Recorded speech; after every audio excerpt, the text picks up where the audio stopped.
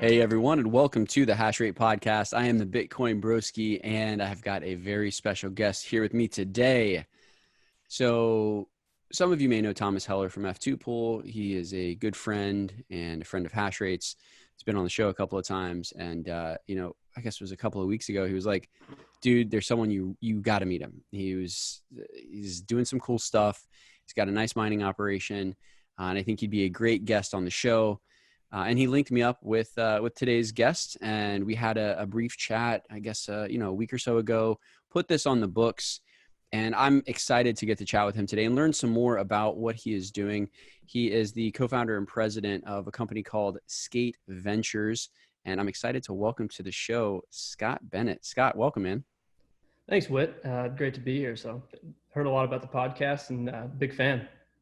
Hey, this is going to be a fun one. So for anyone who doesn't already know, what is Scate Ventures? What are you guys working on? Well, traditionally, we're miners, have been, we started back probably 3 years ago, 2017 or so. But more recently, we've been really pushing immersion. So a little bit under the radar most recently, but past 9 months have been, kind of saw the early results of it. Really liked what we were getting performance-wise, and really R&D'd the heck out of it. So, we've come a long way. So immersion is a hot topic right now, right? Like everyone's trying to tune their machines as best as they can and drive up their profit and drive down their expenses. So what are you guys doing that's different from traditional immersion setups? Yeah, so I'll back up a little bit. I mean, again, we started three years back. We were one of those early garage miners and built ourselves up, and now we have a kind of 10 megawatt facility here in Washington State. It's a good environment here, and we've operated roughly 7,500 to 8,000 S9s here for the last couple of years. That went all well and good, but we had to very quickly adapt to all the kind of heating requirements that these machines took. I think every mine's a little bit different, but the way we set ours up, our PUE, which is really kind of our supporting power to keep the building and the machines happy, I guess you could say, the HVAC and all that. We did ours without any. So our PUE is, less than 1%. So we got very intimate with, kind of the airflow requirements that these machines needed. Here in Washington State, we see temperatures down in the, 10 degrees Fahrenheit to 100 degrees Fahrenheit. So we these S9s were great, but we did have to learn a lot about them. So that kind of led us down the path of, we were coming up to the halving. This was probably back in late 2019. We started figuring out, well, hey, the halving's coming up, and we, these S9s are going to be very much on the bubble. Right. And so we were starting to say, well, we think that the pricing of new gen machines is a little bit too pricey for right now. And we started, looking at other technologies. And we really liked some of the early results people were getting with immersion. So we kind of, we set up a fish tank, and then we liked the results we were getting there. Can we scale this? Can we scale this? And that's kind of how we, it's almost like an experiment that really just kept going. Sure. Which was great. And I think everybody kind of knows some of the bigger names out there in immersion, and they were very good resources early on. The immersion systems, the engineered fluids, they were kind of our inspiration. And I think the unique perspective we had is that we already were, reasonably sized miners. So we kind of had that perspective and intimately knew kind of the struggles of mining and the heating requirements. So our approach, and I guess at that time, cost of those systems too, and immersion in general, I think that's the biggest knock on immersion, right? Everyone's always, Right. What's it cost? So, Yeah. With all of that in mind, we went out and tried to build this system that we could, hopefully we could replicate, which we now have, but with cost, scalability, and performance in mind. So when you talk about that though, so costs, right? It's the number one factor always anyways, when it comes to mining, but with immersion, that seems to be the first hurdle that needs to be overcome. Mm-hmm. So, what do you have to say to that when people say that, immersion cooling is more expensive? Well, to some degree, they're right. There are huge costs here. But what we had to do is we had to get them down. So we have a unique design, and I know for the listeners out there that can't really see my background here, but we designed a system where we put each machine into its own individual tub, you could call it. We call it the HashBox system. It's something that we filed patents for and all of that. But this is a different kind of approach where most other companies doing this, they're kind of taking the group approach where they throw, say, 30 machines into a tub together. And we found that very quickly to be pretty inefficient as far as every machine's kind of different as far as its optimal temperature, its operating environment. And so, it just didn't really work out in the group setting, but also we're able to cut fluid down by roughly, we estimate by 50%. And the reason I talk about the fluid so much is that the fluid is roughly, it's a huge expense. It's probably 30%, 40% of the total cost of immersion. The other really big cost being the cooler, dry coolers or adiabatic coolers. They're pricey. So there's two things that make immersion expensive. It's those two things. It's fluid and coolers. And the rest is, it's really, it's not really a big factor. The tubs, the pipes, all sorts of the supporting infrastructure, assuming you have electrical already in place. So these tubs, I mean, right now they're fit for S9s, correct? Actually, no. We when we first started, we were hoping we could get more out of the S9, but we very quickly figured out that the costs were not going to be kind of conducive to getting more legs out of the S9s, and part of that's just the S9s. We could ramp them all the way up to, I don't know, close to 18, 19, 20 terahash, but we're not getting the same efficiency, and it's still 100 watts a terahash at that rate. Where these newer generation machines, we're already all the way down to 50, 30 terahash or watts of terahash. So we very quickly kind of figured out that it has to be all about new generation machines. And what we found very quickly, let's see here, is that we're able to overclock. We specifically focus on bitmain machines. We've done all the T17s, the S17s, S17 Pluses, the S17 Pros. We found that we can get about 25% to 55% more terahash out of every single machine.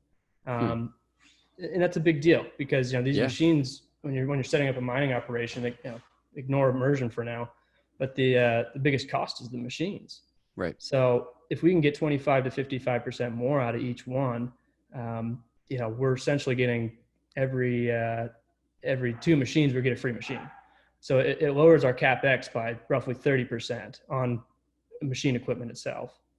So that was one of our big findings, and it's one of those things we still kind of beat the drum on. That's why we can justify this immersion cost. And I think the other thing that makes immersion expensive too is if you're not doing it yourself, you got to have somebody else do it for you, and they have to charge you, probably 100% markup on it, especially to recoup some R&D costs, and that's kind of what makes it expensive. So I know our efforts right now, we're very, we talk about our technology a lot, and we're very excited about it.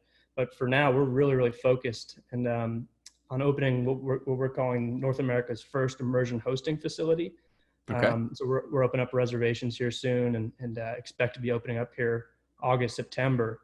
And that way we kind of can make it affordable for folks, and also make it, say there's some bigger miners out there who are trying to see the benefits of immersion, and maybe they want to experiment with it. This is maybe a good way to dip their toes into it. Because I've talked about the 25 to 55% more hash, but the other big thing here it's a little hard to quantify, but these machines love being put into this fluid.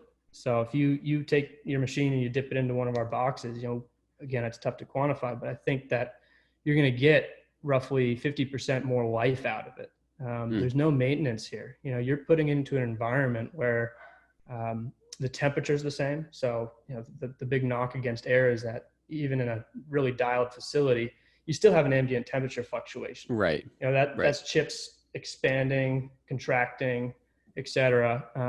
Where you throw into one of these, and that's really hard on chips. You throw into one of these boxes of ours, and it keeps it literally at the same temperature. We're aiming for the same temperature window, day in, day out, 24/7, despite the any ambient temperatures outside. I got to jump in here. Scott. So right now, I mean, I hear what you're saying. You said you ran the T17s and the S17. So failure rate on the 17 series was, widely reported as pretty damn high, right? 20 to 30%. on some shipments that went out, less on others. What were your guys' findings? Was it similar with you guys, or was it different because they were immersed? And this is a big thing. And I don't know if our results are different than others. And I've talked to some other local miners here in Washington State, which are pretty big themselves. And they kind of confirmed it. Our first test batch was 64 machines. We got those, and I had one that I had to RMA. But and that was just a PSU issue. But with that said, keeping them running in air for 2 months before we were ready to dunk them was hard. It was really hard. We ran into a few more PSU issues. I had to reset the machines quite a bit, and this seemed to, at least my findings anyway, seemed to be largely around temperature fluctuations. So then we took those 64, well now 63 machines, and we immersed them, and all of our problems went away. I mean it. We don't see any issues. They run day in, day out. I don't have to reset them ever. It kind of turns into that solution that I always refer to as the turn the lights off solution, where I can literally walk away from the facility and it just runs, right? We have all the monitoring equipment in place, and a lot of it's kind of autonomous and works on its own. So and that was one of our goals, and where we're really trying to aim and get is something that's a set it forget it sort of solution. Okay, so you have the 63 machines, 64, one was RMA'd. You immerse them, and now all the problems go away. I mean, that to me is astounding, just because of the failure rates that were reported. God, and I guess it's, one of my questions was going to be earlier, why did you land on Bitmain? Like, why are you sticking with the Antminers? But I mean, if they're running for you well, then there's not really a reason to switch away from them. Are you guys already targeting the S19s now? We are, and actually we're picking them up as we speak. So they're Nice. waiting for us, and so they're getting delivered to our facility today. And then we're also working with some of the newer WhatsMiners as well. So we're just starting our testing with some of the M30s, the M31s. There we go. I know there's a few variants there, but I mean, we largely selected Bitmain because it's what we've known and what we've run. The S9s were a great machine, and kind of too bad. I've heard from a number of people close to me that the S17s themselves, they ran into the 20 to 30% RMA sort of issue. Maybe we got lucky, maybe not. I think Immersion does help it. I do have another friend who is doing Immersion as well, and he had similar results where he put them in Immersion and night and day sort of performance. But another key. Well, wasn't it a glue issue? Like, I don't mean to cut you off, but wasn't it? I mean, no. I believe it was, and so there's heat sinks falling off. Right. I think that's 19. From everything I'm hearing, is they've changed it from, and I don't exactly know the differences here, but one was a glue and one's a paste now. It seems these S19s so far. I think everyone's just getting them now, but is that they're better constructed, well built? Yeah. Yeah. And I know they have a new GUI and all that, but what I was saying too is the other reason we selected it, and one of the really important things that often gets overlooked, is the firmware here. Because you do need to, you do take the fans off these machines, and you do need to tell it to run without fans so it doesn't freak out. And then you need to slowly overclock it up to its appropriate level. And that isn't always easy. But Bitmain, luckily, there's enough third-party kind of firmwares out there that allowed us to do this. So that kind of took that part of the work out of it for us. We'll have to redo that with the S19s here, because I know that it's kind of a whole new nut to crack, and they don't kind of grant you SSH access yet, and all those sorts of things. But yeah, it's funny you say that, Scott. I think that the same access that allowed people to create the firmware for the S15s, it works for the S19s. So I think that, like, I know Vinish already has firmware out for the 19s. I think that I saw that released. I like to hear that. So, so yeah, there should shout out to him. I mean, I think that the majority of the firmware that's being used around the world right now touches Vinish in some way, shape, or form. It seems like it's all him or a white label version of his company. So it is, and we're very familiar with them. And we use a lot of their firmware on our devices. So we do get some great performance. It's great firmware. Awesome. Well, dude, that's exciting. So you guys are picking them up now. let's talk more about the hosting. So you guys have new machines coming in. When it comes to hosting opportunities, give me the rundown. What's price per kilowatt, cost per kilowatt Sure. hour? Can you share that yet? Yeah, well, so it depends. We're really trying to have too many customers. We're really excited about Okay. this. And we are kind of building it up. It's North America's first, and there are other people doing immersion out there, and I think people are familiar Mm-hmm. with them, but they're largely kind of partnerships and not kind of open doors, kind of like traditional colos and all of Mm-hmm. that. So we're excited to kind of Right. bring it to the public and see what we can do with it and show you what we can do with it. But right now, I think there's such a huge oversupply in the market for co-locations. I think there's so much capacity. It's not necessarily the best timing for us, but we're excited, and I think we're going to work with people on a case by case basis where we do need to charge a little bit more than the market rate just to we put added immersion infrastructure into it. There is a cost to us, but I think we're aiming for that to be in the 15% higher than market rate range. And we're going to have some graphs and charts on our website here soon that kind of show how that you still make a better return here in immersion than you would in air.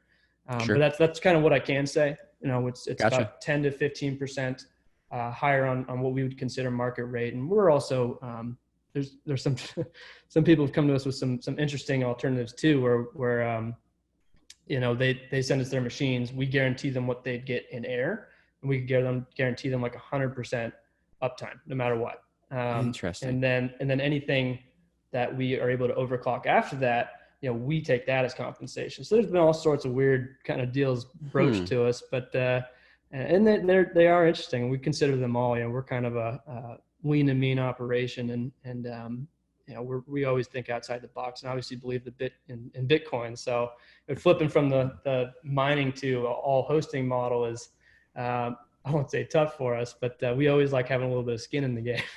Sure.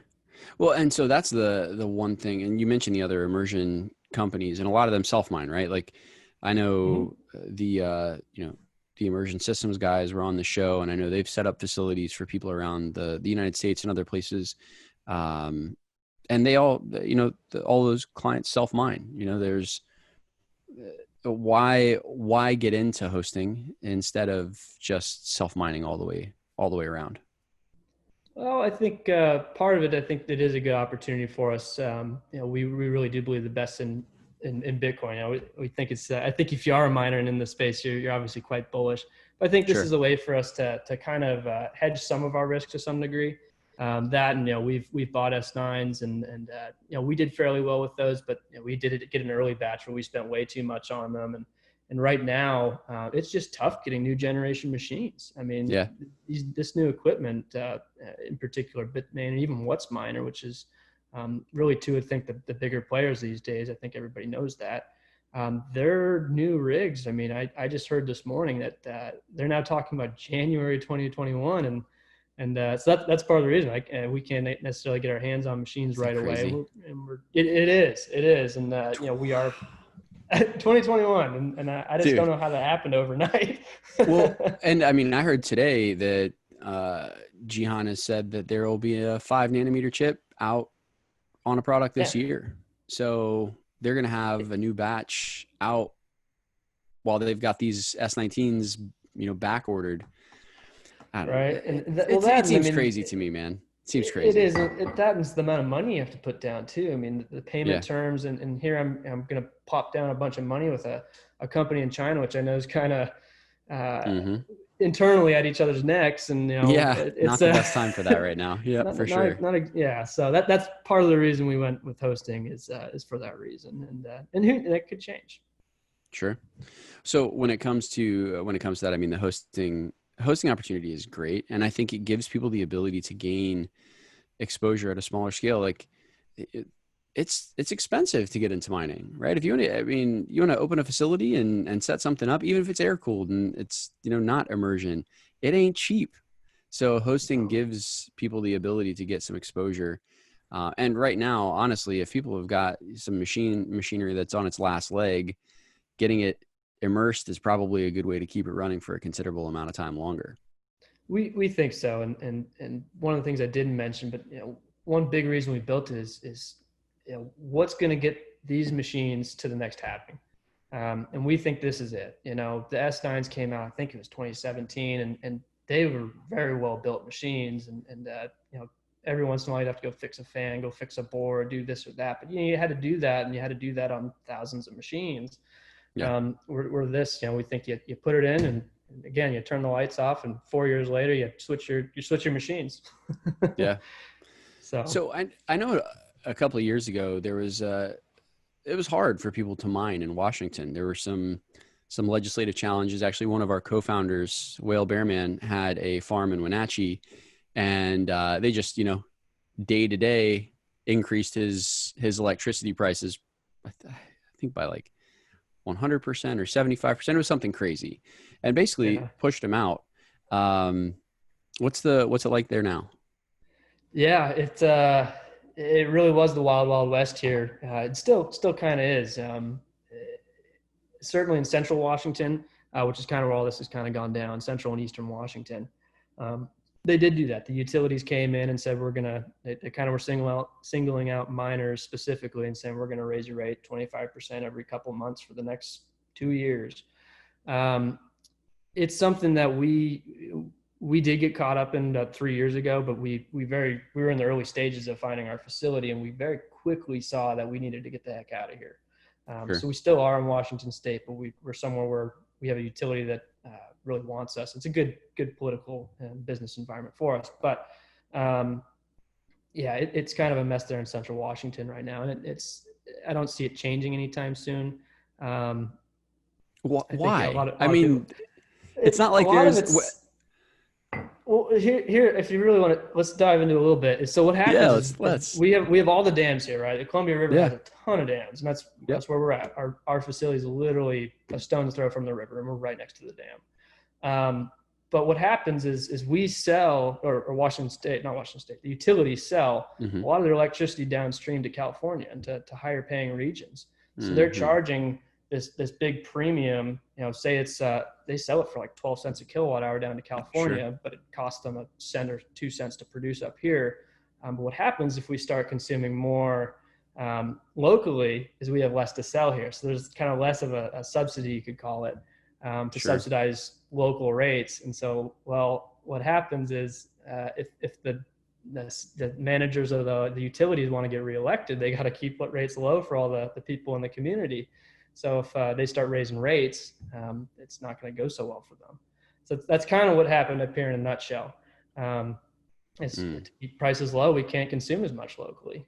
Maybe that will change eventually. And I think it was kind of wrong that they were discriminating crypto miners specifically while not kind of going after traditional data and HPC. Right. But nonetheless, you do have to keep your local constituents happy. God, that's crazy. It was a big political mess, really. Well, and it was. I mean, they obviously were targeting crypto miners. I mean, Washington is known for tech. I mean, there's plenty of other draws on that power. So it's just crazy to me that, you know, what miners had to go through there. And I think there were also other issues with some of the miners in the region. You know, there's some bad press and fires and things of that nature. But miners came in pretty hot. Yeah. Yeah. So put a big target on our backs like we like to do, you know, loud. You know, we did. So again, you know, I'm very glad that we landed where we did. We were very lucky, but you know, it took me 2 years to find the site we're at now. And you know, we specifically were looking for a rate within a certain window, political and business kind of good environment. And again, it took me 2 years to find here in the Pacific Northwest, but I'm happy because we can grow there. It's somewhere the utility wants us to kind of grow with them, and we'll see where it goes. Awesome. So what's the outlook for you for the next 12 months? What are your plans? When are you going to go public with everything and start doing some marketing and start getting people into the facility for hosting? So we're just kind of lifting up the veil now. So we're going to just start taking our reservations here for August, September. We're going to see if we get all the interest we hope we'll get with hosting. We're also looking at possibly scaling up the technology side of things and potentially offering it elsewhere, but I don't think it's time for that yet. Man, it's tough thinking 12 months in advance, Whit. This is crypto. But you know, it's post-halving here. Sure. Traditionally, Bitcoin's done well after the halving, and not that historical analysis is all that much useful, but Hey, we're banking on it, man. We're banking on it, right? we are, and I've been in this for 3 years now, and the last two, or I guess all three, have been in the bear market technically. So I'm in this, man, and we're excited to see where it goes. But for me, immersion's the future. I'm so convinced of it, and everybody I talk to who's either dabbled in it or knows a lot about it, I think that a lot of people do know about it. Yep. They're just as convinced. So it just makes so much more sense spending less on machines, getting them to the next halving, turning off the lights, all these things, and it's a fun technology. So it is fun to go see them, and it is nice to get rid of the buzz of the machines too. It's going to be weird walking into a facility where all I hear is kind of the hum of pumps instead of the hum of machines.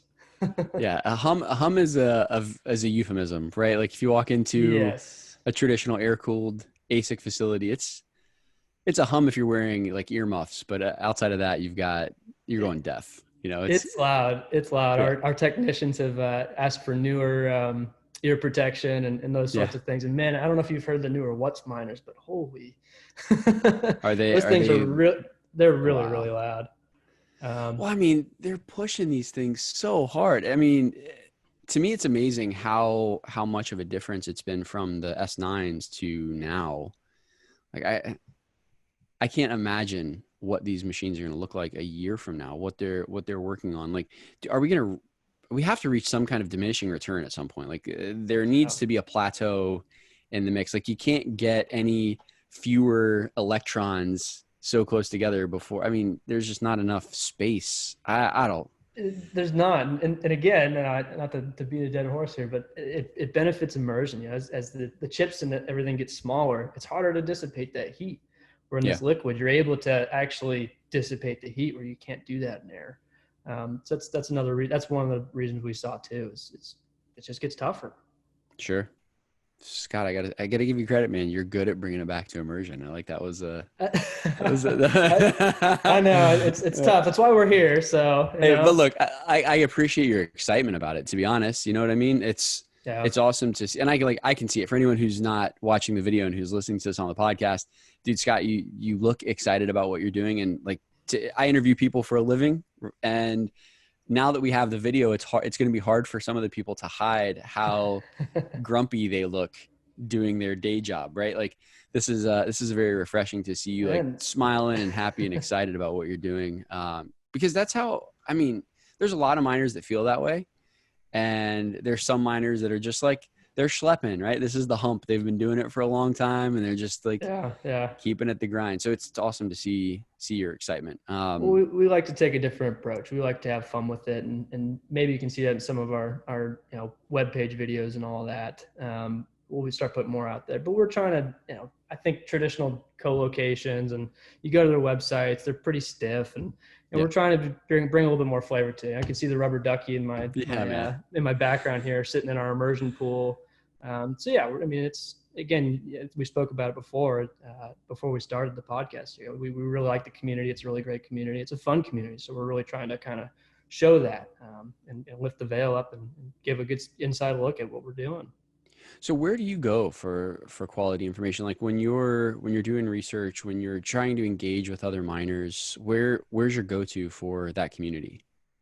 So it's the miners themselves, them. And I know you mentioned Thomas too. So shout out to Thomas. Appreciate him kind of connecting us, but he's got one heck of a perspective, being in the largest, kind of one of the biggest pool operators, and kind of knowing who's who, and where the hash is coming from. Is it North America? Is it China? So kind of just keeping in touch with, folks like him. I use a couple other people, Matt D'Souza at Blockware, great guys over there. We've kind of always worked with them for the last 3 years since we got our start. But just keeping your ear in the street and talking to miners. We do connect with, Immersion Systems. Chase over there has been great. Awesome resource. Gary Testa at Engineered Fluids. It's all about just keeping in touch with these guys because they know. Well, at least we think we know. Well, I mean, it's all new, right? Like everyone's learning as you go, but there are definitely some people who are a little more learned because they've got a couple of more months or a couple more years in the game. So at this point, I think, and you mentioned Chase and Cameron at Immersion Systems and Nathan too. They're always so eager to help, right? And for me, that's the thing that I always find refreshing about the mining community is that even though it's cutthroat and it's competitive and everyone's trying to win these blocks, everyone helps everyone. They do. Yeah, dude. And it's great. And it doesn't really matter. It's not based on where you're from. It's not based on anything other than, do you have a question and can I help you? And I just sit in the telegrams and I observe it. It's great. Yep. Well, Telegram's a great spot to learn too. There's a lot of great groups out there. I mean, that's why I started the podcast in the first place, right? It was to interview smart people and to glean knowledge from them and learn from the people that are in the trenches and doing this. And I mean, I've been fortunate that it's morphed into a career, but I love this. I love learning. And this is, I think the mining community is at the forefront of all of the learning that's really going down in Bitcoin and blockchain. So one thing I ask everyone, Scott, and I'm gonna put you on the spot, and you can't say immersion cooling. All right, I'm gonna take that one away from you right now. Over the next 6 to 12 months, what is something in this space that you are incredibly excited about? I can't say Bitcoin either. You can say Bitcoin, but you gotta give some context to it. Oh, sure. I think it's, what am I most excited about? I'm excited about having a little bit of a cleanse of the industry. I think that we are getting it is coming down to kind of the people who know what they're doing, which is great. And that's going to kind of spur on kind of these efficiency jumps, whether, I can't say immersion, but, firmware, operating a lean and mean kind of operation. I think that's really good for securing Bitcoin and its blockchain, and I'm kind of looking forward to that, even though it's kind of a painful process to be a part of. But I think it's going to spur more and more innovation. So I'm kind of excited to see that innovation. It was both exciting and savage, coming right to the purge, right? We're here, man. Yeah, this is price action where it is right now has not been doing some miners any favors. However, it's capitalism at its finest, right? It's rewarding the people who are operating efficiently and have deployed capital effectively. So it's why we Bitcoin, right? Absolutely. Well, Scott, as we get to wrapping things up here, man, what I'd like is for you to let everyone know where they can find you. If they want more information on Scate Ventures and what you guys are doing, where they need to go, and just, give people the rundown. So I guess the easiest, stopping point is just our website. So skateventures.com, and Skate's spelled with a C. So it's SCATE ventures.com. We also have a Twitter and a Telegram, pretty easy to find, Scate Ventures. And then if you want to get in touch with me personally, Twitter and Telegram, my handle's PNW Miner. And feel free to reach out. I love talking to people and educating them on immersion and all things mining. Hell yeah. And we'll have all of the links in the show's notes as well, so that anyone who's interested in Scate Ventures can just pop down there and click over to one of the links and get in touch with someone on Scott's team or Scott himself. But Scott, man, thank you for making the time to join me for the show today. Appreciate it, Whit. It's been fun. Hey, we'll have to do it again sometime soon. To all the listeners out there, thank you for tuning into the show. If you're watching this right now, you now know that HASH8 has a YouTube channel. We are also on Twitch, Periscope, LinkedIn, Facebook. Find us wherever you find us. Thank you for tuning in, and we will talk to you guys again very soon. Thanks for tuning into the HASH8 podcast. I hope you enjoyed this episode. If you did, please consider liking and sharing this episode with a friend. Also, remember to subscribe to our channel for more amazing content. And if you haven't already, I'd suggest you subscribe to HASH8's weekly email difficulty adjustment. It's a newsletter focused on the most important stories in Bitcoin, cryptocurrency, and mining, delivered right to your inbox each and every Wednesday morning. You don't want to miss that. Be sure to head down to the show's notes and subscribe to Difficulty Adjustment newsletter today. And remember, each week, HASH8 does a special giveaway for one subscriber to the newsletter. So by subscribing to Difficulty Adjustment newsletter, you are registered for each week's giveaway. And for those of you who don't yet follow us on Twitter, I'd encourage you to do that. We are at HASH8. That's at H4SHR8. Thanks again, and we'll see you next episode.